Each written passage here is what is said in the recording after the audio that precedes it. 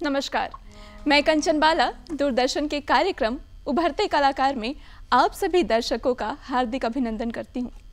और हुनर जो होता है ना, वो हर किसी के बस की बात नहीं होती, लेकिन जिसके हाथों में कला होती है, समझिए माँ सरस्वती की असीम कृपा उस कलाकार पर है।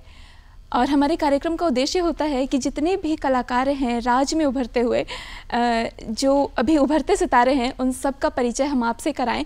और आज इसी उद्देश्य की पूर्ति के लिए हमारे साथ जुड़े हुए हैं बहुत ही खास मेहमान हमारे, जो कि हैं राघवेंद्र सिंह जी। तो चलिए इनसे बातें करते हैं।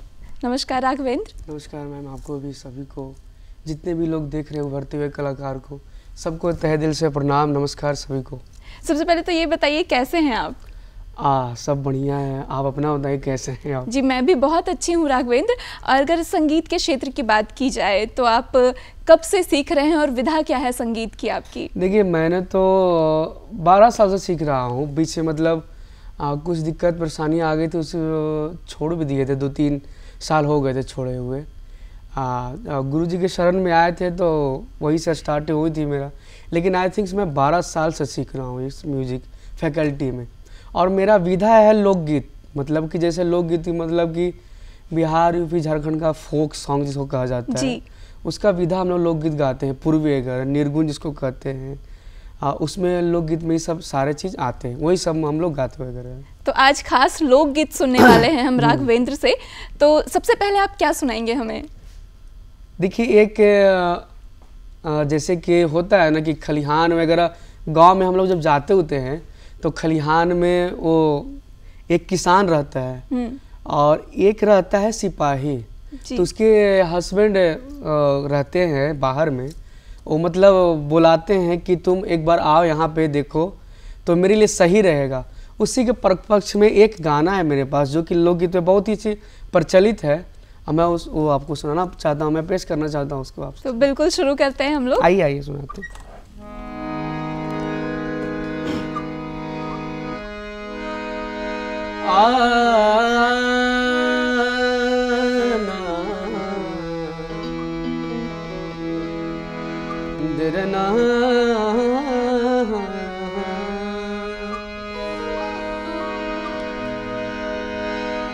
एक गृहिणी के भाव लगल बा, कैसे जाए कहलिए जाके। अरे की कान है पे, अरे बंदूकिया तनले, अरे कान्हे पे बंदूकिया, अरे कान्हे पे बंदूकिया तनले, अरे छैल जवान रे, अरे बलमा सिपहिया रे मोरा, देवरा किसान रे। अरे कान है पे बंदूकिया तनले, अरे छैल जवान रे, बलमा सिपहिया मोरा, देवरा किसान रे, बलमा सिपहिया मोरा, देवरा किसान रे। कान है पे बंदूकिया तनले, छैल जवान रे, बलमा सिपहिया मोरा, देवरा किसान रे, बलमा सिपहिया मोरा, देवरा किसान रे।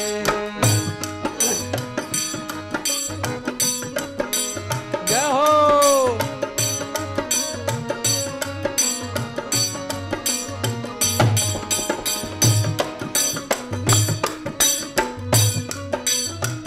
क्या बात।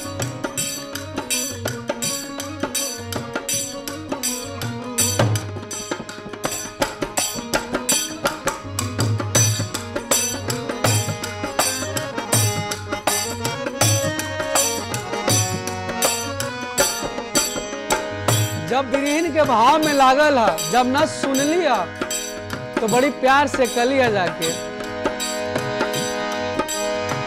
राजा जी के माथे टोपी, देवरा के पगड़ी,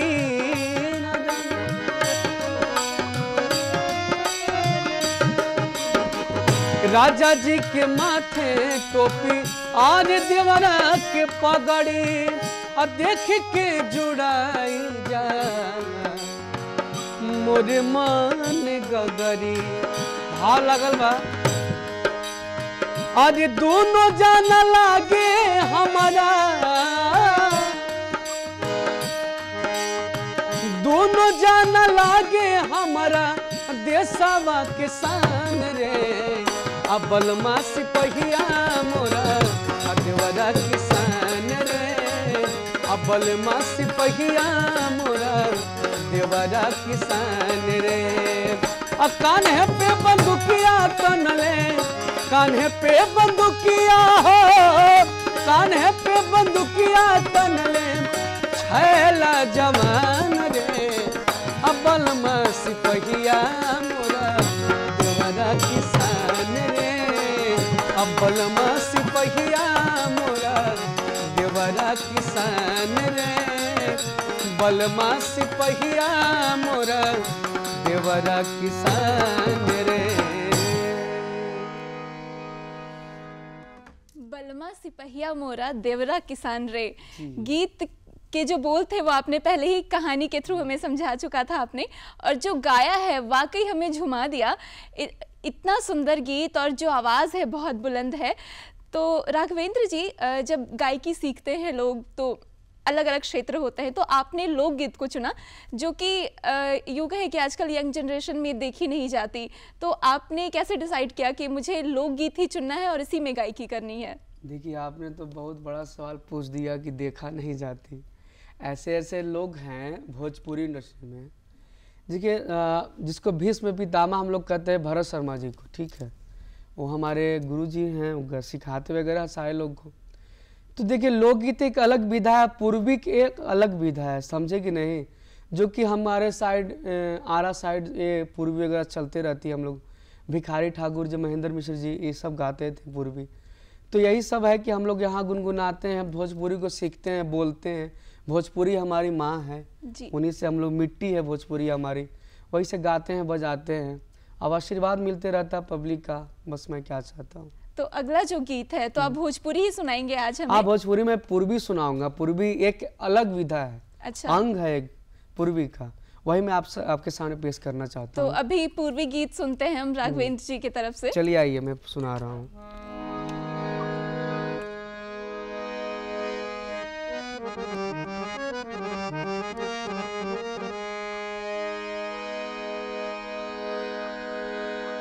एक जानी के गवना हो गई, लेकिन पिया परदेश में रहता, और बड़ी भाव से कली है जाके,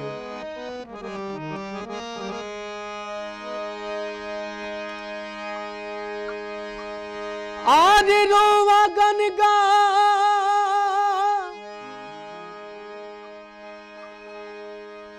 आज नाए रे लागो, आज छू दिहा लगा आई हो संवरियो। बड़ी भाव से कली जब पिया परदेश में रही, जब नहीं खे आवत तो प्यार से चिट्ठी लिखत दिया। कैसे? अरे मेकअप कई अरे भइल जी के काल रे आई हो संवरियोला। मेकअप कई भइल जी के काल आई हो संवरियो लाल रे।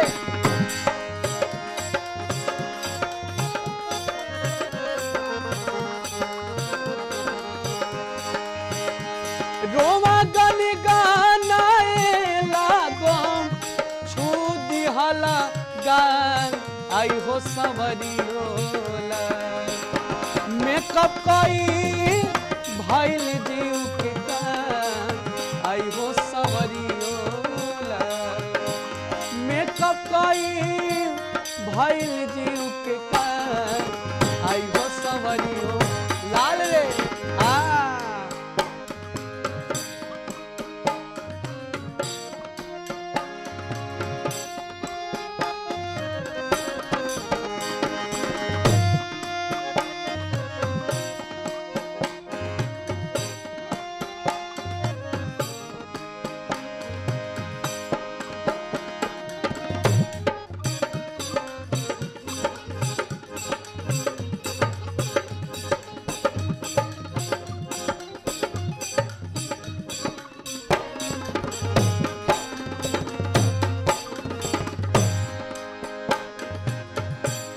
कहलिया जाके बड़ी भाव से, पियावा न मानते हो खबा, पूछा तारे रामा, पियावा न मान, पियावा न मान, पियावा न तारा, पूछा तारा पियावा, कब से बोलावा तनी, जियरा न सुनी जियरा हो, कब से बोलावा तनी, जियरा न सुनी।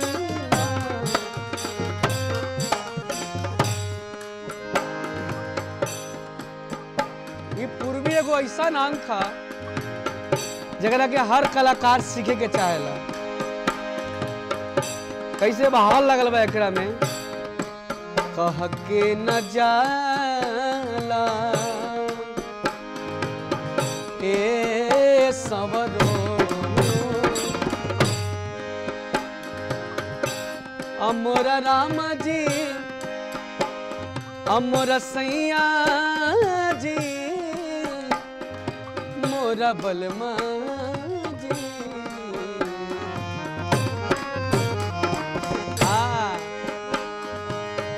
संगत करतानी हमारे आदरणीय बिहार के वशिष्ठ तबला प्लेयर जिनका कोई जोड़ा नहीं के, गुरुजी हमारे आदरणीय डॉक्टर रविंद्र कुमार सिंह जी। कैसे छोड़ी के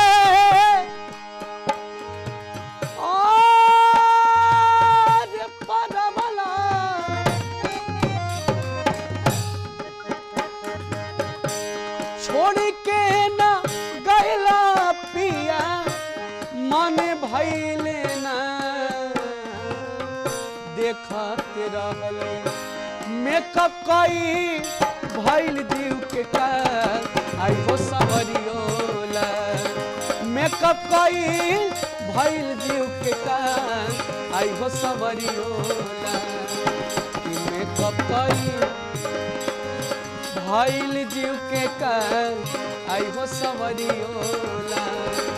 देखिए एकरे में चौगुन के जगह में विधा लगेला, हमनी के चौगुन जरा कहल जाला, हमनी सब आरा भोजपुरी में गावल जाला चौगुन के। कैसे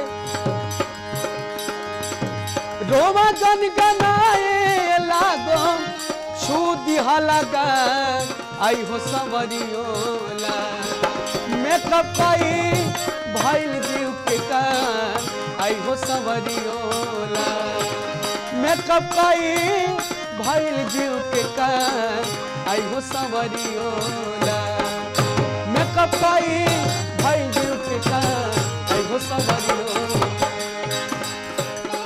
एकरे कहा जाला चौगुन हमनी के।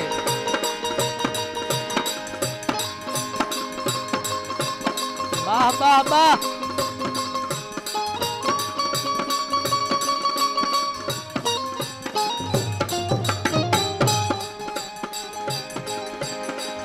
रोवा गन गनाए, रोवा गन गनाए, रोवा गन गनाए,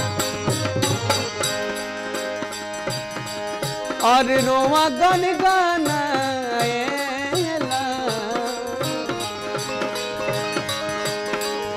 रोवा गन गनाए लागो, छू दिहाला गाल, आई हो सवरियोला, मेकअप कई भइल जीव के काल, आई हो सवरियोला, मेकअप कई भइल जीव के काल, आई हो सब, मेकअप कई भइल जीव के काल, आई हो सब, ए सैया।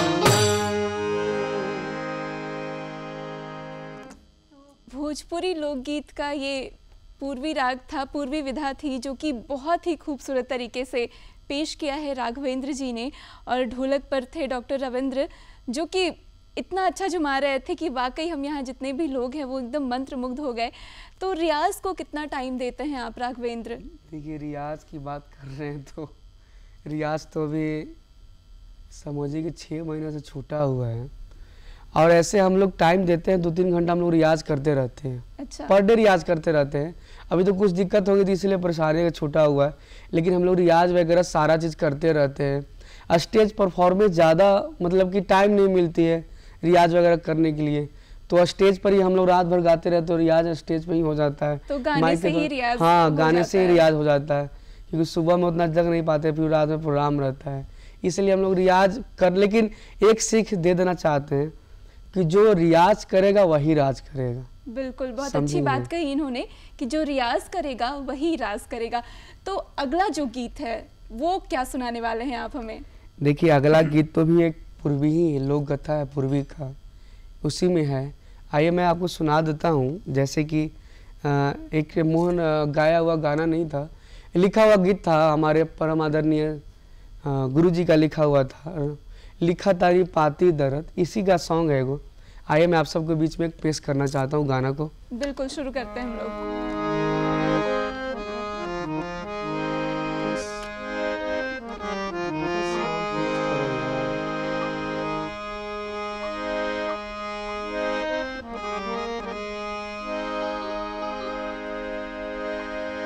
और लिखता निपाती रे दारो,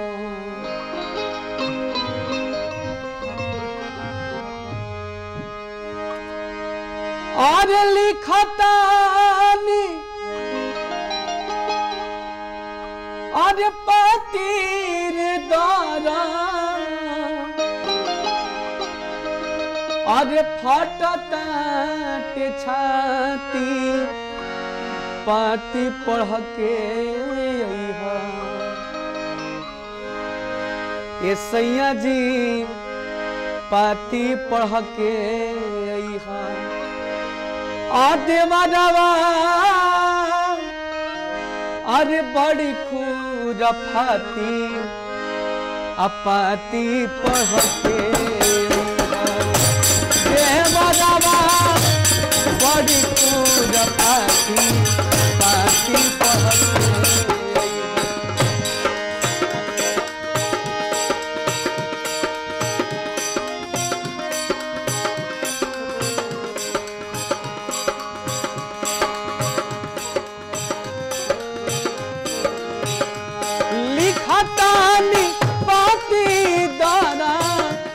फटताटे छाती पाती पढ़ के देवरवा बड़ी खुरफाती पाती पढ़ के देवरवा बड़ी खुरफाती पाती पढ़ के।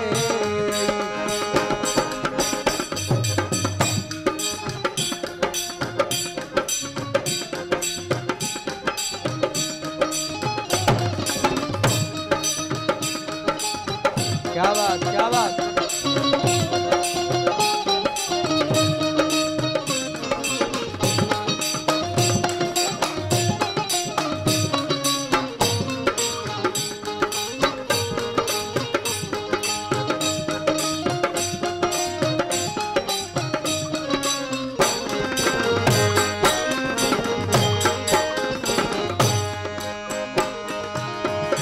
कह लिया जाके पहिला गवनवा कैला बुझला ना सैया पहिला गवनवा पहिला गवनवा पहिला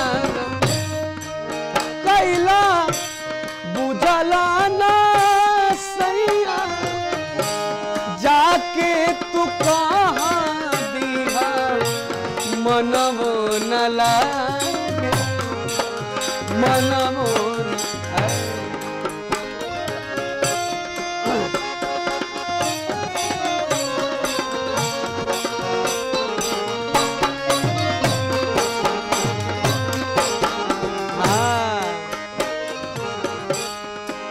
कहते हैं कि संगीत की प्रेमी जब कलाकार जब एक साथ हम लोग मिल जाते हैं, कहीं भी बैठ जाते हैं, वहीं संगीत हम लोग को निकल जाता है। कैसे? जाके भेजब पाती रे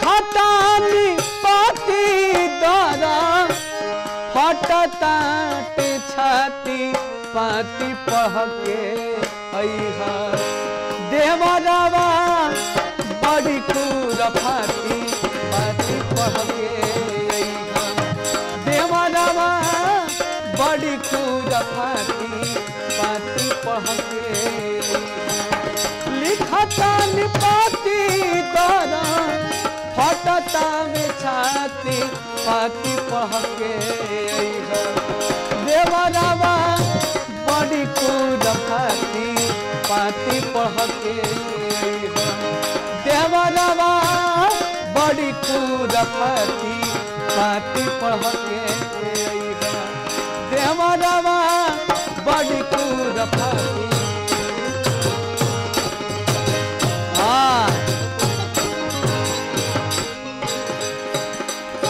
लिखता निपाती लिखता निपाती लिखता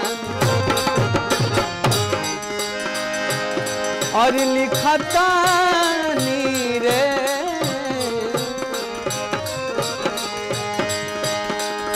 लिखता निपाती दादा फटता में छाती पाती पढ़ के देवरवा बड़ी खुरफाती पाती पढ़ के देवरवा बड़ी खुरफाती पाती पढ़ के देवरवा बड़ी खुरफाती पाती पढ़ के देवरवा बड़ी खुरफ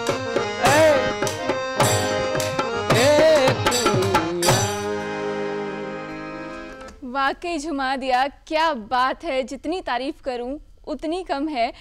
जैसा कि राघवेंद्र ने बताया था कि ये भी पूर्वी राग में गाया हुआ गीत है जो कि बहुत उम्दा था, और जितनी बुलंद राघवेंद्र की आवाज़ है उतना ही अच्छा ढोलक पे तान आ रहा है, उतना ही अच्छा बेंजो वाले जो हमारे भाई हैं वो बखूबी साथ निभा रहे हैं, झाल जो बजा रहे हैं उन्होंने भी बखूबी साथ निभाया है।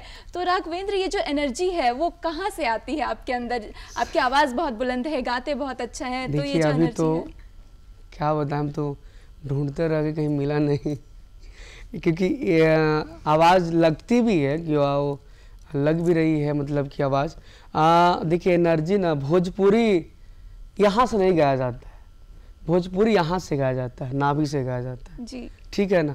यहाँ से गाएंगे तो यहीं तक आवाज़ रहेगी, क्योंकि पंचम से जो स्केल जिस हिसाब से हम लोग गाते हैं भोजपुरी को, कोई कोई तो लोग तो पूरा रीड पार कर जाते हैं, वो भोजपुरी में ही हम लोग कर पाते हैं। वैसा नहीं होता है, भोजपुरी में हम लोग गाते हैं बजाते हैं, और भोजपुरी को हम सबसे ज़्यादा प्यार करते हैं क्योंकि भोजपुरी हमारी मातृभाषा है, और जिस हम लोग जहाँ से हम लोग बिलोंग करते हैं वहाँ पे मगध क्षेत्र, वहाँ पे भोजपुरी हम लोग को बोला जाता है जी, समझे। तो मैं चाहती हूँ कि कोई छोटा सा टुकड़ा हो जो भोजपुरी लोकगीत का हो, एक और गीत आप हमें सुना दें। देखिए मैं थोड़ा सा खाली सुनाऊंगा, जरा सा एक बोल है उसका।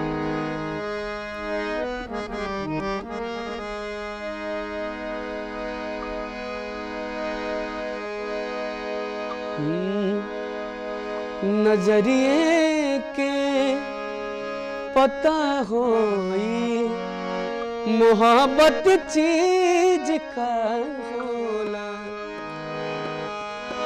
कि निंदिया में न रतिया में और बुझ से न उम्र होला।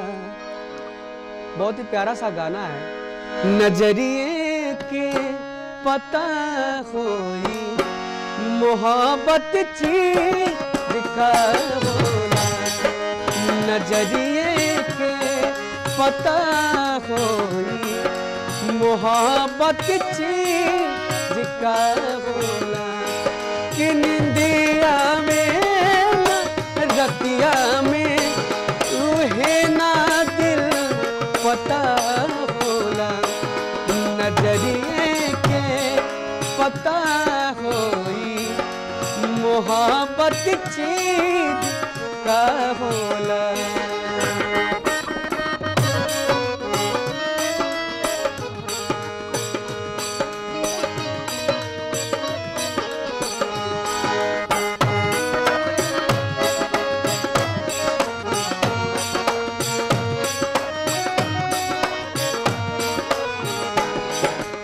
आइए बस।